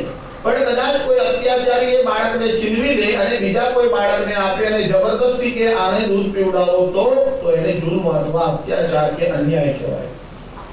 એમ આ ભૂમિમાં જે સંપત્તિ છે એના માલિક તે જ છે જેને આ ભૂમિને માં સમજી છે. જે આ ભૂમિને માં ન સમજતા હોય તેવા દેશદ્રોહીઓનો આ દેશમાં કે આ ભૂમિ પર અધિકાર નથી. પછી એના માટે ચર્ચા કરાય કે આ રામ ભૂમિ કોની, મથુરાની ભૂમિ કોની, જેનો અધિકાર નથી તે. અનધિકારી લોકો માંગવા લાગે તો એ માંગનારા તો ખોટા છે પણ એનું સમર્થન કરવા વાળા છે ને એને પણ દોષી પકડી હિન્દીમાં સદન બના. હવે પહેલું કામ તો આ કરવાની જરૂર છે. એનું કારણ છે પેલા લોકો સાથે લડીશું ત્યારે તો લડીશું પણ હમણાં એનું સમર્થન કરવા વાળા છે તેમને પણ પેલા તો વેરવા લાગો કે એવા લોકો કોણ છે જ્યાં ધોતોનું સમર્થન કરે છે. એનું કારણ છે મધુ મહારાજે જ્યારે પાપની વ્યાખ્યા લખી ત્યારે એવું લખ્યું કે ખોટું કરનાર તો છે પણ એમાં સંમતિ આપે તે પણ પાપી છે. જ્યારે માંસાહારનો વિષય ગણન કરીને લખ્યું અનુમંતા વિસસિતા નિહંતા ક્રય વિક્રય સંસ્કર્તા ચોપહર્તા ચ ખાદકશ્ચેતિ ઘાતકા. કે જે તેમાં સંમતિ આપે તે પણ પાપનો ભાગી. એને મારનાર, એને કાપનાર, એને લાવનાર, એને રાંધનાર, એને પીરસનાર અને એને ખાનાર એ બધા જ આ પાપના ભાગી છે. તો રામ જન્મભૂમિના બારામાં જે વિરોધ કરતો હોય, જે એનું સમર્થન કરતો હોય, સમર્થકોને અટકાવતો ન હોય, આ બધા જ લોકો પેલા પાપમાં ભાગી તો થવાના જ. આપણે ખાલી એમને હોદવાના જ છે, કેટલા તો પ્રસિદ્ધ જ છે અને એ પ્રસિદ્ધ પકડાશે તો બાકીના તો આપોઆપ જ પકડાવાના છે. આ માતૃભૂમિ વિવિધ પ્રકારના પ્રાણીઓનું ભરણ પોષણ કરતી રહેલી છે.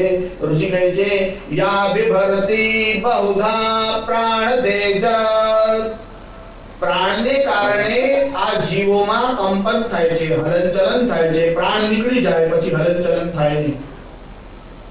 એમાં અમારું જે હલનચલન થાય છે એ પ્રાણને લીધે થાય છે અને અમારો જે પ્રાણ ટક્યો છે એ તારી કૃપાથી, કેમ કે તું પોષણ કરે છે તેથી આ પ્રાણ ટકે છે. ત્યારે તારા પોષણથી પ્રાણ ટક્યો છે અને પ્રાણથી અમે હલનચલન કરીએ છીએ. પ્રાણ ન હોય તો હલનચલન કેવી રીતે થાય? તેથી એકવાર કોઈ ભાઈનું મરણ થયું, 4 જણાને આમ ઉપાડીને ચાલતા, 4 જણા આમ ઠાઠરીને આમ ચાલતા, સામેથી જોડો આવતો તો જરા આમ નશામાં આમ ચૂર હતો, આમ પીધેલો હતો. આમ ઝૂમતો આવતો. પેલા 4 જણા ઠાઠડી લઈને ચાલતા, તેમાં આગળથી 2 જણા હતા, તેની વચ્ચે આવીને પેલો આમ દારૂડિયો આમ ભટકાયો. તો પેલો દારૂડિયો આમ ભટકાયો એટલે હાથમાંથી આમ ઠાઠડી છટકી તે નીચે પડ્યો. પેલા લોકોએ બચવાનો તો પ્રયત્ન કરેલો, પણ પેલો સામે જ આવીને ભટકાયો. શું કરે? તમે કુશળાઓ પણ સામેવાળો ઠોકી દે ગાડી તો તમારી કુશળતા ક્યાં ચાલે? તો પેલો ભટકાયો, ઠાઠડી હાથમાંથી આમ પડી એટલે પેલા જે 2 જણા હતા પેલાને આમ પકડીને મોચી આમ પકડીને જોરથી આમ પ્રહાર કર્યો એટલે પેલો બોલવા લાગ્યો, તમે આ ખરા છો? આ પડી ગયો તો બોલતો નથી, તમે આના ઉભા કરો છો? હવે એનાથી બોલાય એવું છે જ નહીં. અંદર પ્રાણ હોય ત્યાં સુધી બોલાય, પછી બોલાય નહીં. યાવત જીવો નિવસતિ દેહે કુશલમ તાવત પૃચ્છતિ કે. અંદર જીવ હોય ત્યાં સુધી લોકો ખબર પૂછે, કેમ ભાઈ, કેમ છો? કોઈ આમ મરદાભાઈ ને પૂછ્યું, કેમ ભાઈ જવા પીવી છે? કોઈ પૂછે છે? જો રૂપિયા ખાલી આપે લે, ઉપર ખાલી ખાવા ચાલશે, ઉપર જે હોય તે કાઢી લેવું. પ્રાણને લીધે જીવોમાં હલનચલન થાય છે. પ્રાણ હોય તો જીવોમાં ચેષ્ટા ન થાય, જીવોમાં હલનચલન ન થાય. એમાં જ પ્રાણનું પોષણ કરે છે અને પ્રાણને લીધે ચેષ્ટા થાય છે. પ્રાણ શબ્દનો અર્થ છે જીવન શક્તિ, જેને કારણે જીવો હલનચલન કરે છે. તેથી મરણ થાય ને ત્યારે પ્રાણ શરીરની બહાર નીકળે છે. એ પ્રાણ જે છે એ પ્રાણ એની જોડે જ્યારે ઇન્દ્રિયો જોડાઈ જાય, એટલે કર્મેન્દ્રિયો જોડાઈ જાય, ત્યારે એને પ્રાણમય કોષ એવું કહેવામાં આવે છે. એ વેદાંતનો વિષય છે, એટલે હમણાં એમાં જઈએ હું તમને શું કરું, પણ આ તો તમને ખાલી થોડો પરિચય આપું. પ્રાણ શું, જીવ શું, આત્મા શું. પ્રાણ નીકળી જાય, જીવ છે તે નીકળી જાય, પણ આત્મા મરી જાય કે આત્મા નીકળી જાય એવું બોલાય નહીં. એનું કારણ આત્મા સર્વવ્યાપી છે. જીવનું આવાગમન થાય એટલે જીવ આવે અને જાય. આત્મા માટે આવે ને જાય એવું વ્યવહારમાં બોલો તો ચાલશે, પણ તત્વતઃ ચાલે નહીં. હું તમને એક બહુ લૌકિક દ્રષ્ટાંત કહું એટલે તમારા ધ્યાનમાં આવે. માટીના સમજો 5-7 કુંડા પડ્યા હોય, તેમાં પાણી ભરેલું હોય. એ પાણીમાં સૂર્યનું પ્રતિબિંબ દેખાય. પછી એ પાણી આમ હાલે એટલે બાળકો એમ કે સૂર્ય હાલે છે, સૂર્ય હાલે છે. કે પાણી હાલે એટલે પેલું પ્રતિબિંબ હાલે. પણ પાણીના હાલવાથી સૂર્ય હાલતો નથી, સૂર્ય તો સ્થિર જ છે. પણ ચંચલ બુદ્ધિના કે બાળકો આવું સમજે છે કે સૂર્ય હાલે છે. એમ મનના દુઃખી થવાથી લોકો એવું સમજે છે આત્મા દુઃખી થાય છે. પાણીના હાલવાથી જેમ પ્રતિબિંબ હાલે છે એમ સુખ અને દુઃખ એ મનના ધર્મ. એવી રીતે શ્વાસ, ઉચ્છ્વાસ, છીંક, મળમૂત્રને બહાર કાઢવા અને મરણ વખતે લિંગ શરીરને એક દેહમાંથી બીજા દેહમાં લઈ જવું, આટલા કાર્ય પ્રાણના છે. પણ કેટલાક લોકો એને જ આત્માનું કાર્ય સમજે છે.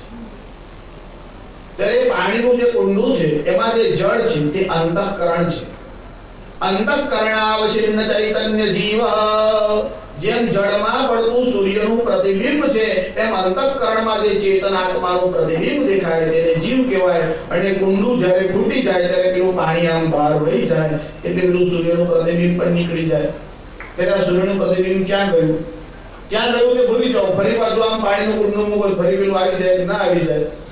ત્યારે કુંડું ફૂટી જાય તો પ્રતિબિંબ નીકળી જાય, કુંડામાં જળ ભરો તો પાછું આવી જાય. એમ દેહ નષ્ટ થાય એની સાથે જીવ નીકળી જાય અને વળી પાછું બીજો દેહ નિર્માણ થાય એટલે જીવ પાછો આવે છે. એ પ્રાણના જુદા ધર્મ છે, મનના જુદા ધર્મ છે. આ અન્નમય કોષ, પ્રાણમય કોષ, મનોમય કોષ, વિજ્ઞાનમય કોષ, આનંદમય કોષ, આ બધા નામ જ બોલું છું. એનું કારણ હમણાં બધા વિશે બોલું તો પાર ક્યાં આવે. પણ તમને વ્યવહારુ વાત કહું તો આ ઋષિનું તમે જુઓ છો એમાં બધા આવા કવર હોય છે, જાતના બધા ગલે લગાડેલા હોય કવર. સમજો આ કવર છે એને તમે આમ બહાર કાઢો એટલે એની અંદર બીજું કવર નીકળે, પછી એને બહાર કાઢો એટલે ત્રીજું, એને બહાર કાઢો એટલે ચોથું, એને બહાર કાઢો એટલે પાંચમું.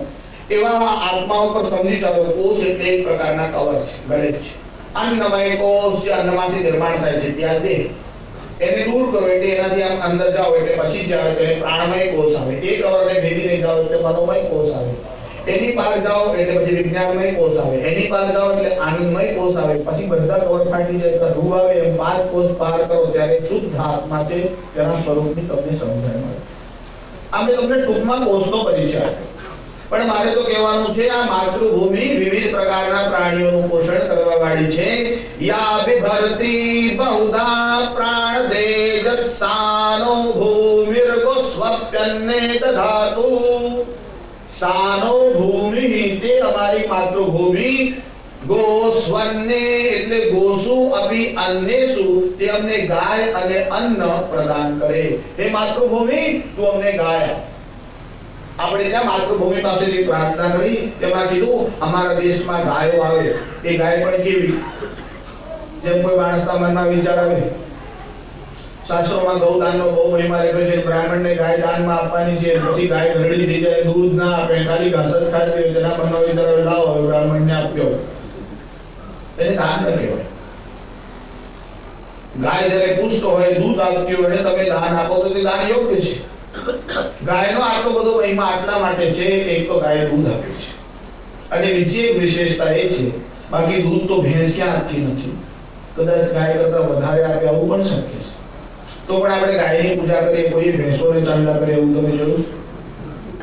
અરે ગાય ઓછું દૂધ આપે, કદાચ કોઈ વાર ન આપે કે બાળકણી હોય તો પણ પૂજા તો ગાયની જ થાય, પણ ભેંસની ન થાય. એનું એક કારણ છે, ગાય આપણને બળદ આપે છે, જ્યારે ભેંસ પાડો આપે છે. ખેતી પ્રધાન દેશમાં બળદ કેટલો કિંમતી છે તે જે ખેતી કરે તેને સમજાય. ત્યારે એક તો મહિમા આ છે કે ગાય દૂધ આપે છે. બીજું, ગાયનું દૂધ જે છે એ માણસની બુદ્ધિને સાત્વિક બનાવે છે. આ ભેંસના દૂધની ચા પીધા પછી તો આ નેતાઓની બુદ્ધિ બગડી હશે. નહીં તો રામ જન્મભૂમિ માટે એવું બોલે. ગાયનું દૂધ પીવા લાગે તો કદાચ શુદ્ધ થાય, એવું શક્ય છે. ગૌમૂત્રના પણ બહુ ગુણ છે. આયુર્વેદમાં તો ગૌમૂત્રની બહુ ચર્ચા છે. આ તો હું તમને ખાલી આમ ઉલ્લેખ જ કરવાનો. આપણે એમાં જવાના નહીં, ગૌમૂત્રના ગુણ શું આવું બધું બોલવા બેસીએ તો આપણા વિષયનો ક્યાં બહાર. પણ ગાયની વિશેષતા એક તો ગાય દૂધ આપે છે, એ દૂધ સાત્વિક છે. બીજું, એ દૂધ યજ્ઞમાં કામ આવે છે. ગાય હશે તો અમારા યજ્ઞના કાર્ય થશે. એનું કારણ, યજ્ઞ કરવાનો હોય તો આ 5 વસ્તુઓ ગાયથી નિર્માણ થયેલી હોય તે જ ચાલે. યજ્ઞમાં પંચગવ્ય વાપરવાનું. એટલે શું?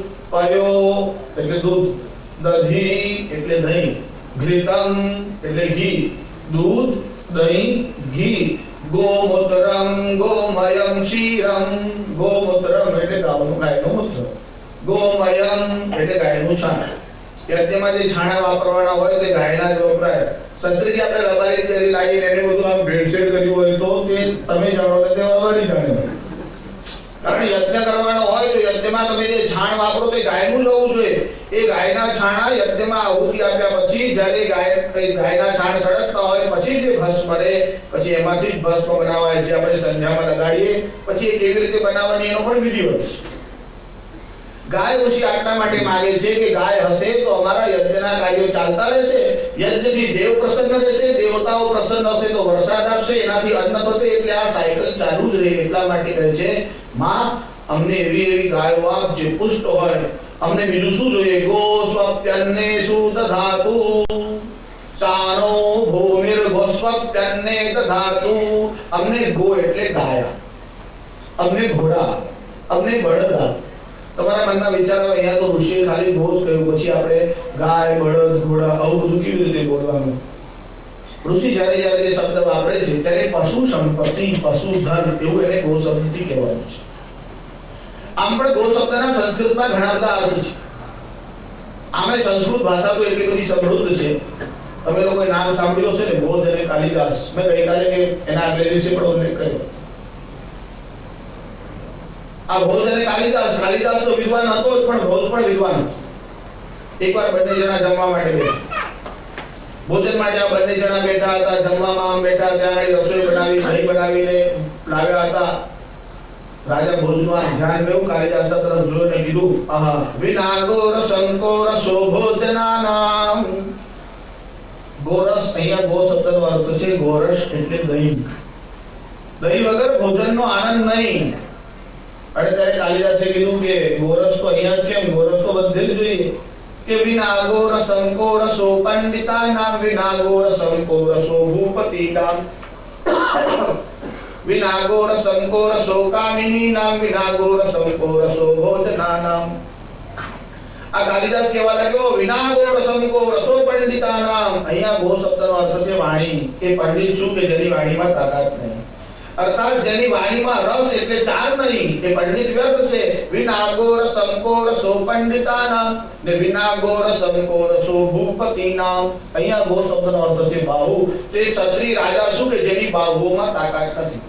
વિનાગોર સંકોર શોકામિની નામ. અહીંયા ગો એટલે ચક્ષુ, એ કામિની સ્ત્રી શું? જેના ચક્ષુ કે આંખમાં આકર્ષણ નથી. ને વિનાગોર સંકોર શોભોજ નામ. તે ગો એટલે ઇન્દ્રિય, ગો એટલે ચક્ષુ, ગો એટલે બાહુ, ગો એટલે ગાય, ગો એટલે વેદ. ગો શબ્દના ઘણા બધા અર્થ છે.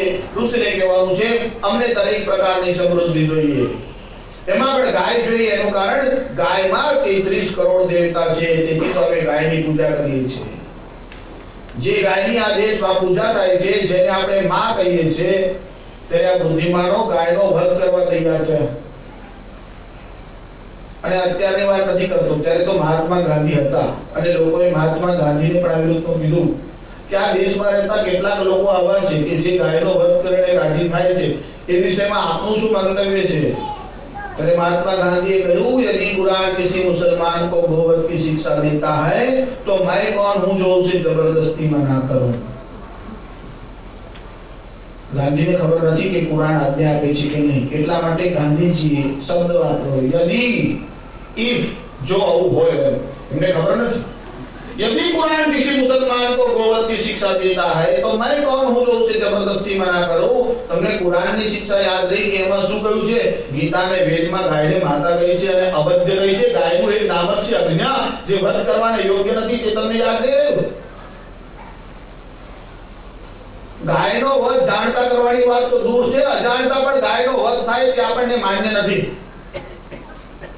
મેં આગળ તમને કહ્યું કે અન્નનો મહિમા બહુ છે. જો દુકાળ પડે તો શું સ્થિતિ થાય? મેં કહી છે કે ત્રેતાયુગમાં એકવાર એવો પ્રસંગ બન્યો.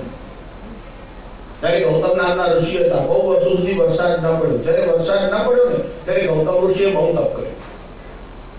આ ગૌતમ ઋષિ તપ કરવા માટે બેઠા. આ ગૌતમ ઋષિનો હું તમને હમણાં હું પરિચય આપું.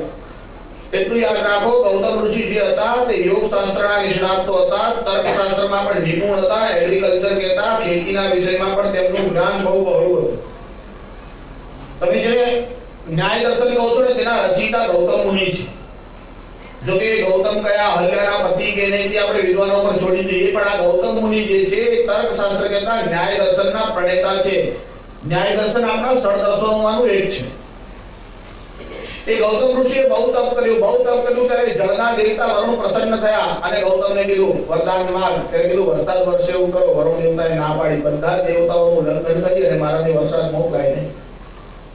તો કે મેં તો તપ જ આટલા માટે કર્યું છે. 6 માસથી આ જ કારણસર તપ કરું છું. મને બીજું કઈ જોઈતો નથી. કીધું ગૌતમ તારે કઈ જોઈએ તો વરદાન માંગ. ગૌતમે પોતાના માટે કઈ માંગ્યું નહીં. એ જ તો ઋષિઓમાં અને વિદ્વાનો ફરક છે. ઋષિ જે કાર્ય કરે છે તે સમષ્ટિના હિત માટે કરે છે. ના પાડી ઋષિએ. બીજી વાર કીધું વરુણે શું જોઈએ? કીધું આ જ વરદાન આપવો હોય તો આ બીજું કાંઈ જોઈતું નથી. વરુણે કીધું બીજો કોઈ ઉપાય કરો. તો કીધું ઉપાય એવો છે કે આ જે જળ માટે મેં તમને આ તપ કર્યું છે, જો વરસાદ ન વરસાવો હોય તો તમે જળનો એવો કોઈ સ્ત્રોત આપો. અકૂટ જળ જેમાં આવ્યા કરે. કીધું એક ખાડો કરો. ગૌતમ ઋષિએ શું કર્યું? એક હાથ લાંબો, એક હાથ કુંડો અને એક હાથ પહોળો એક ખાડો કર્યો. વરુણની કૃપાથી એમાં જળ ભરેલું. એ જળ એવું હતું કે એમાંથી ગમે તેટલું લઈ છતાં પણ એમાં જળ આવ્યા કરે. પછી એમાંથી જવ, ડાંગર જે કઈ આવશ્યક હતું તે બધું કરે.